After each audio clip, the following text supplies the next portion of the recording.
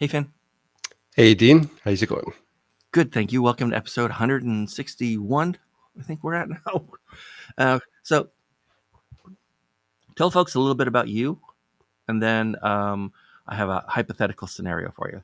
Yeah, sure thing. So my name is Finn Patrick. I reside in Scotland in the UK, and I work as a fractional CMO, primarily for executive search firms at the moment, with a background Oh, in boutique consultancies and premium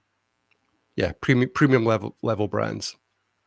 I think you're the first fractional CMO we've ever had on The here first that fractional signal we've ever had on here that does professional service firms.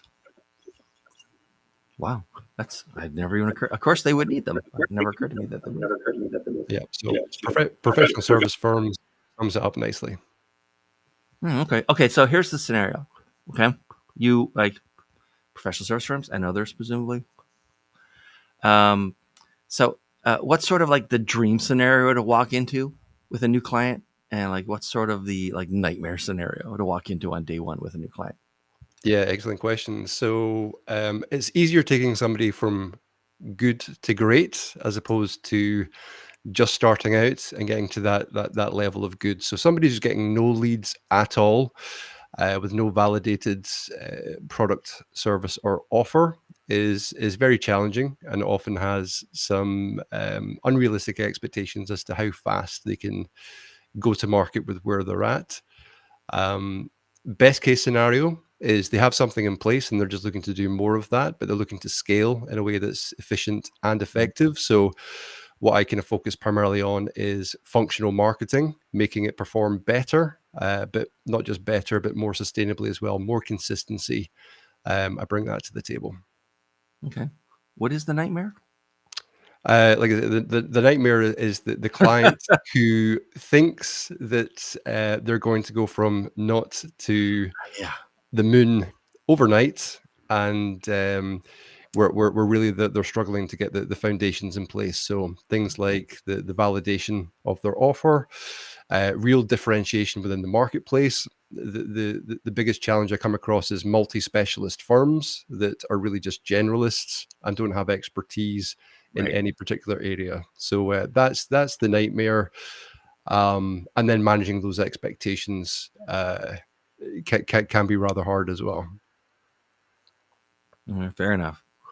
So, Asante, hi. How's it going? Good, thank you. Um, we're going to get into a couple of hypothetical situations for questions for you, but first, let everyone know a little bit about you. Yeah, sorry for coming in. My splitter is acting up, so I have all kinds of audio, Mm. obviously, as you just heard, in video issues. But myself, I have a background in sales and marketing, advertising. I've been a branding guy for a long time, kind of in that world of doing a lot of conversion rate optimization within those and incorporating different, I guess, conversion tactics with video production and kind of storytelling, brand storytelling, integrating that kind of stuff across campaigns, social media, website stuff. And so I left my previous company, started consulting, and the gentleman that I had hired to come in as my first introduction to kind of fractional work became my new business partner in a fractional CMO venture. Right. Background is in operations and kind of bridge consulting, but within marketing and sales for companies like Experian, Johnson Johnson around here where we're at in Irvine, California, Alteryx, and some of the companies around here. And so uh, yeah, we love this work. We're newer to the specifically fractional CMO space, but have engaged with clients that way for a long time. So, what's then Really the sort of love nightmare scenario, and what's the dream scenario then for the those kind dream of clients scenario. that move into it? Well, I think for a lot of consultants, the concern is really separating out your labor from the scalability of your venture. And so, we've productized in ways the way that we're operating things, and we'd like to scale this into an opportunity to go from fractional CMO work into almost incubation for small businesses. But as Finn, you just mentioned, it's easier to go from good to great than it is from scratch to a functional business. So those are long term challenges that we'll be solving. But in the short term, just getting into a space where we have help that we can offer, again, that's not tied to our labor of helping small businesses be more successful and kind of install tactics of more systemized operations, is really where we're looking to go. So, Asante, let's change the scenario. So you're on stage. There's 250 fractional CMOs in the audience. Okay, they're the whole audience, except they only became fractional CMOs yesterday. They're brand new at this. Okay? So I'm going to give you a couple of sentences, and you just like finish them to give those audiences the advice that they're going to need. Okay. So the first one is, you're on stage, you're like, guys, you've all worked in corporate, but now like, fractional CMOs. The thing you're going to be, now that you're starting out, the thing you're going to be most shocked by is what?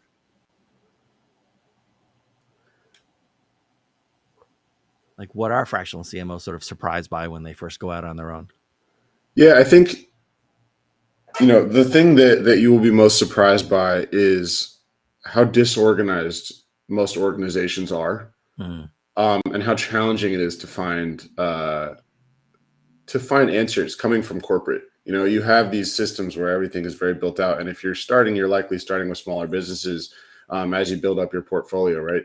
And so, thinking of this business as this beautiful, well-oiled system is not going to be it. They require leadership of somebody that understands systems and processes and can kind of organize things. Most businesses that at least I've experienced, and so I think that, again, coming from corporate to then being in a leadership role at smaller businesses, if you are tackling larger businesses, the need for processes to be installed, even attribution set up properly and KPIs, things that are very simple for where most people come from, that are able to take the leap into a fractional position. I think that will probably be the biggest thing, and the need for leadership in regarding processes and even reporting and stuff like that. And Finn, how about you? If you're the speaker talking to that audience of a couple of hundred fractional CMOs and they're just starting out, right? What do you think they're going to be most shocked by? If you think this is as easy as you think it's going to be, then you're in for a surprise, because regardless of how much you try and productize what it is that you do, Right. every company does throw that curveball. There's lots of, variation, different personalities. It's a huge learning step in leadership as well. Not just leadership when it comes to leading other companies, but self-leadership as well, because you've gone from a hierarchy environment where you fit into that in some shape, and all of a sudden that foundation's taken away from you. Yep. Sounds like a great life. You can do anything whenever you want with whoever you want, right? That's the dream that everybody enters into when they become a fractional CMO, but it starts and it stops with you at the end of the day. And that's the biggest wake up call I found. Fortunately, I've been doing this for, gosh, it must be 7 or 8 years now. So, and I'm still, I still work on it in terms of getting more of that, rather than call it work-life balance, calling it work-life harmony, because I don't believe there really is a balance to it No. as such. But then understanding as well I think the learning in who you are and who you best work with and when to say no, are those are the challenges that await. So, Finn, uh, we talked about that. But what about you're still on the same stage? Let's finish this thought. So you're talking to these fractional CMOs, they're new, and so like, and one thing you'll find is that many clients just don't understand what. Hmm. So they don't understand that marketing is not like gambling. Right. So when you hire somebody with expertise in this field specifically, it's not that you're hiring a more advanced poker player than yourself. It's that Good marketing is strategic. It is linked to specific outcomes and objectives, and there's an art and a science to it as well. So rather than thinking of it as this in out scenario where if we do marketing, then this will happen. Right. It's thinking about it in terms of what's the right marketing for our organization at the level that we're at with the budget that we have and the resources that we have as well. Because usually there's a massive misalignment between um, what marketing is believed to be versus what it is in reality and how it's going to help that organization. And Sunday, what do you think? What do most clients not understand? Yeah, I mean, I think that that's very accurate. I think if you give me, sorry, if you give me 5 minutes, I'm still dealing with this. Give me a second. I'm sorry. I'll tell you what. Just go ahead and drop out, and I'll send you something so to reschedule. Yes, that works. Thank you. Sorry about All right. that. See ya. All right, Finn. So here's my next one. Okay. This is the last one where you're like talking to this audience, but you're talking to these fractional CMOs, and it's like the sort of you've got to give them one lesson, like one takeaway lesson on how to get their first clients. What's your main lesson on getting clients? Excellent question. So first client, um, it's kind of like the egg scenario or the omelet scenario, right? It's probably not going to be the best clients you're ever going to land. All right. So prepared for it to be a little bit rocky. But in terms of getting that client, is understanding, first of all, what your strengths are. Right. Okay. Really, what's the experience that you're bringing to the table? And most importantly, where's the gap in the market? So this is the hardest thing that I think most people contend with is they tend to jump on trends. Okay. If Mhm. it's cool to be a fractional CMO in the tech space, for example, well, good luck differentiating yourself from somebody that's been doing that for 10 years. Um, Finding those spots. So, it's great to hear that I'm the first fractional CMO for professional service firms that you've met, because that means that I've done my homework. I know where the gaps are. That's why I'm mostly not in a competitive place, and I can be massively selective about who I work with and so forth. But that's the important thing: is finding your lane and sticking to it. It's not to say that you're going to find it straight away or it's not going to refine further, but pick one and do it Yeah. well and do it to the best of your ability, and then you'll get noticed. No, that's good. Focus. Who knew? Yeah. Wow. Yeah. Okay. So as you talk to, and this is what I'm curious about this, as you talk to like prospective clients and excuse me, is one of those topics where most people think they have some understanding of it. Hmm. Fair, right? Everyone's been marketed to, even if they haven't marketed, right? Now, as you talk to clients, and things in marketing can be sort of trendy, they become popular, whatever. What do they talk about with you that you think is overrated, or what do they ask if you can do for them that you think is overrated? And Hmm. what, if anything, is sort of underrated right now? Either it's new and not yet appreciated, or it's old and sort of overlooked. So, like, Yeah. what's overrated in marketing these days, and what's underrated? Yeah. Fantastic point. So, I would say my biggest bugbear as well, and the one that creeps up the most, is the whole topic of personal branding. Everybody, the top of their list is, what do we want to achieve with our marketing? We want to have a better personal brand, for certain leaders in the company and so forth. And I find that it's the most misunderstood term, because if we think of a personal brand, if we think of the people that are associated with, being influential and their personal brand, um, building their company. So a great example is Elon Musk, for example, and Right. the building of Tesla. Like Tesla don't advertise. Okay. The thing is that he didn't set about building a personal brand. It's not something that you do intentionally. Okay. There's no step by step. This is how you build a personal brand, Mhm. and then you become Elon Musk success level, right?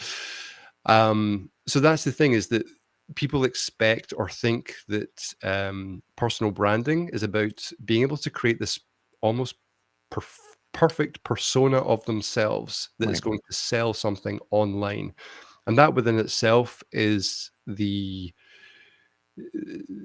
the biggest breakdown in understanding is because you're creating something that's fake, it's not authentic, and that's when the best personal brand, if you like, becomes the most effective. Okay, so Elon Musk, Yeah. whether you love him or hate him, he is himself. Okay, and the most important thing as well is that personal branding. I saw a post the other day about, the people that are known are the ones that are going to succeed, and the people that are invisible online are the ones that won't. And it's like, well, it's not quite as um, straightforward as that. And of course, it was some good-looking woman Hmm. sipping a latte, and etc. You know the type of post.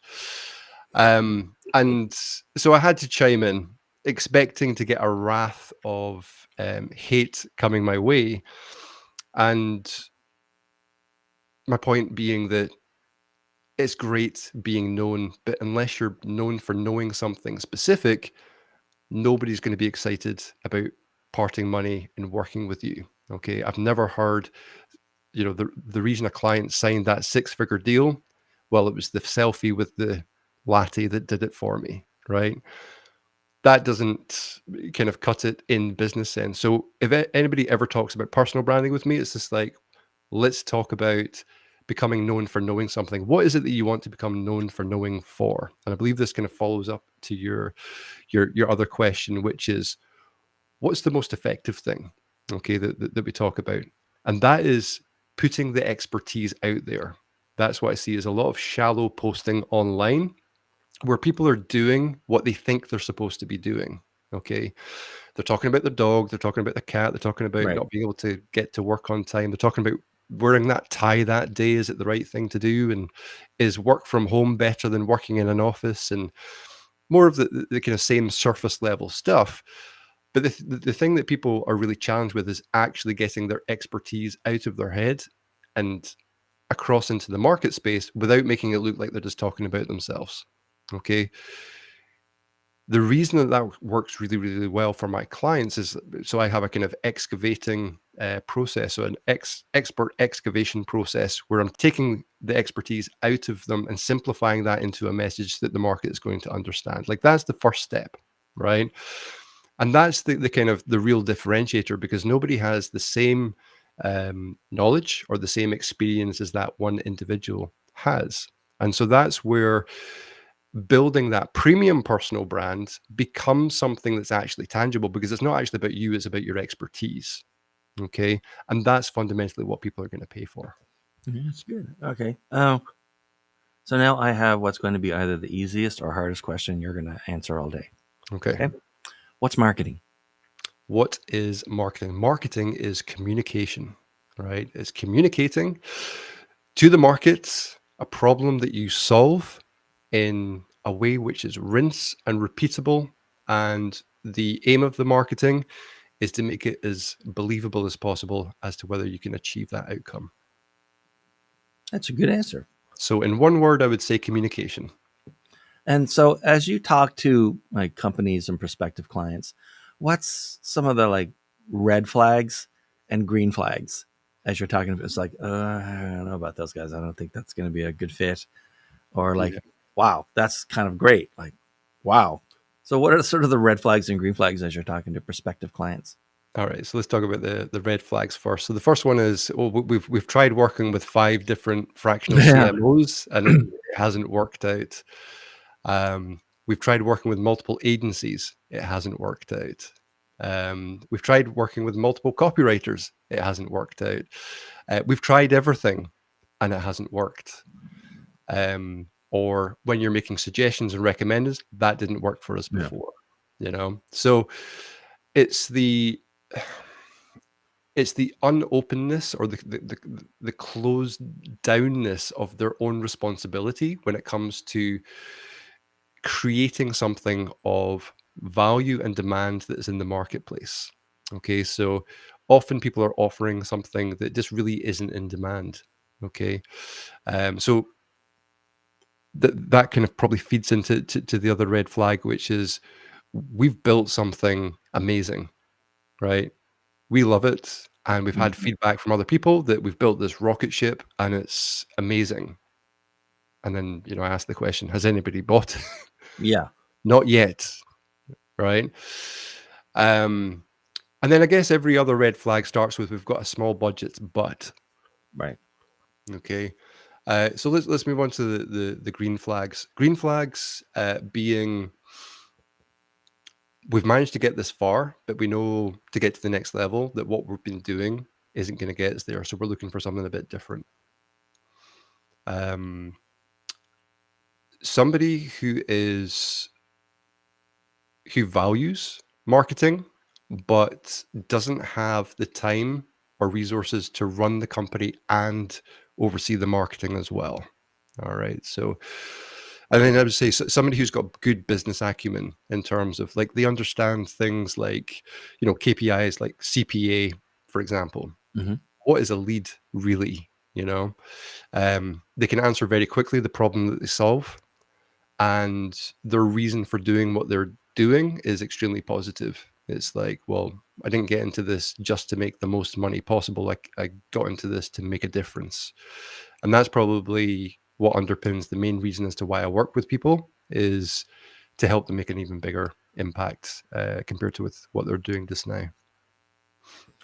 All right. So I'm gonna offer you an option here now. You do you have like a question that you like to ask other fractional CMOs when you meet them? Or if you want, you can ask me a question, but I'm not that interesting. But do you have a question that you like ask other fractional CMOs when you meet them? I'm always curious to find out why. Why did you decide Yeah. to become a fractional CMO? Um, I'm sorry to interrupt you, but we every season we change the questions on the mhm. podcast. This is season 7. One of the questions around season 3, 4, it would just go like, "Hey, I'm not trying to be rude, but there are easier ways to make a living. Why be a fractional CMO? Because there are Yeah. easier ways to make a living than being a fractional CMO. Yeah. Work in finance. Yeah, Much easier. it's much easier." So you Invest ask other them, people's what is it money. you ask them? Yeah. You ask them, Yeah. So that's the thing. If it was about like becoming an investment banker, yeah, um, it's certainly not the easiest way to money, but I think that it's definitely it's a very fulfilling journey, yeah, and it's a journey of self discovery as well, in understanding how little you actually know. And I think that's probably one of the biggest reasons as to why people get into it, which perhaps you know goes against my original advice as to what to get into. Is focus on your strengths. Most people get into it well because I know a lot about this topic, right? right. It's like a chef Um, deciding to open a restaurant because they're a good chef. yeah, yeah. And the thing is, as well as the market changes, and that's the thing is that being prepared and having the resilience to understand that everything's temporary Hmm. and not to panic. Easier said than done because when your clients start flapping because you know something's happening with the elections or whatever it is, and they drop you all before Christmas, and it's like, oh, who's going to pay for the kids' presents and that Hmm. kind of thing. That's a real world worry. You know, but it's understanding that everything is like going outside a fractional CMO and working as on a consulting level is that everything is temporary. So even though there's going to be pain involved, it's the longevity which is going to make you stand out more than any differentiator as well. So the longer you do this, the more people you connect with, Right. the better, or the more you care about other people rather than yourself, then that gets recognized and that gets rewarded as well. All right. So this has been great. Thank you, by the way, for the ups and downs on this one. Uh, who should be reaching out to you these days? What kind of Yeah. clients, and how would you like them to do it? So I work with primarily executive search firms at the Hmm. moment because it's all about people. And that's the biggest thing for me is that we spend the majority of our life at work, and the difference between a good job and one that we can't stand to go into the next day is the difference between a fulfilling life and a life not worth living. So if I can help executive search firms get the right people into right jobs and doing that more of the time, that to me is the kind of ripple effect that I want to kind of produce at this time. I've done the marketing technology, from an Right. IT background myself. I've worked at leadership level within a lot of kind of top organizations and so forth. So I know what it's like at that C-suite level and how you can land in a job and think this is the dream job, but actually be miserable at the same time. I've been there. Um, so the more that I can help the people that actually facilitate the process of taking a candidate and putting them into a position, getting that right fit, that right culture fit, that right technical fit, and doing that more of the time and getting paid well for it. That's why I do what I do. And that's why I work specifically with executive search firms. Uh, like you mentioned before, it's mostly professional service firms, that Hmm. level that I work with. But right now I'm concentrating on executive search firms because that's where the biggest impact is for me right now. Um, first, before I go into an anecdote, what's the best way for people to reach out to you? Yeah, so the best way is either on LinkedIn, just looking up my name, Finn Patrick, and I have a newsletter on LinkedIn as well that you can subscribe to on my profile, which is Executive Search Marketing Mastery.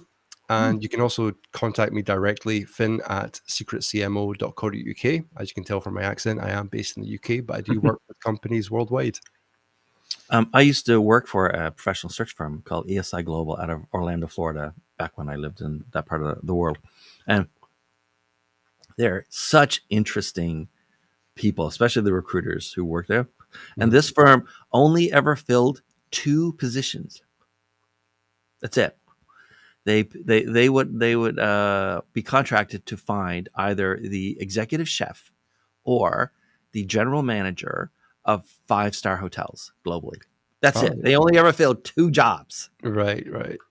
Yeah, and I did not. I mean, I was brought in on the tech side. I left as their CIO. It's a pretty small firm, but what I never understood or never knew until then is that the general manager of a 5-star hotel somewhere in the world essentially lives like a prince.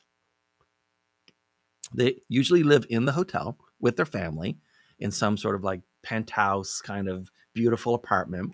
Of course, they never have to cook anything. They never have to clean anything. Mhm. Right? It's such an interesting job. And then the executive chef, of course, is in charge of the hospitality, the food, the catering, and it was incredible to me that you could have an entire business. Just I was new enough in business. I did not realize that it wasn't surprising that you could have a company based on just filling two types of jobs, but that everybody should be focusing on something. And this company had already gotten it right. I didn't Mm. realize that at the time, but it was pretty impressive. Two jobs. That's all they ever filled. Yeah, and sometimes Yeah. that's all you need, you Yeah. know?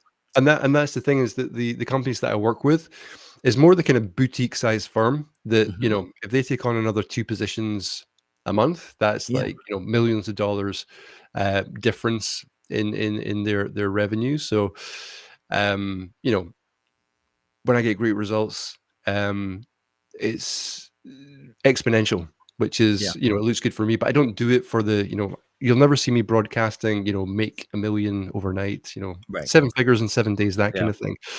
Um, because the reality is very different for each firm. But the thing is that the trajectory that I can take an executive search firm on is like that, and Yeah. that's what I really enjoy about it. It's high margins because they are providing a lot of value. Because if they do get it wrong, the level of cost and Yeah. risk is exponential as well.